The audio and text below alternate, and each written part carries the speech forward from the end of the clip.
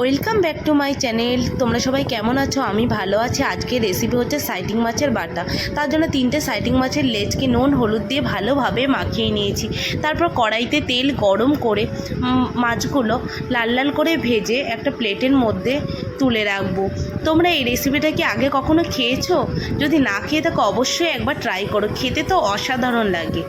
তারপর ওই তেলের মধ্যেই গোটা শুকনো লঙ্কা, গোটা রসুন, আদার স্লাইস, তারপর পেঁয়াজ কুচি, সামান্য পরিমাণ লঙ্কা কুচি দিয়ে ভালো করে মিক্সড করে নিয়ে ওর মধ্যে সামান্য পরিমাণ নুন আর হলুদ দিয়ে ভালোভাবে ভেজে নিতে হবে।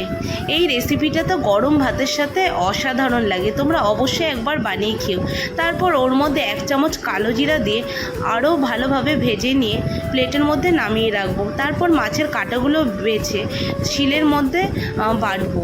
এটা ইচ্ছা করলে তোমরা মিক্সিতেও বাটতে পারো, শিলে বাটলে বেশি টেস্ট হয়। কেমন হয়েছে এই রেসিপিটা অবশ্যই জানিও। ভালো লাগলে like, comment, share, subscribe. Thank you.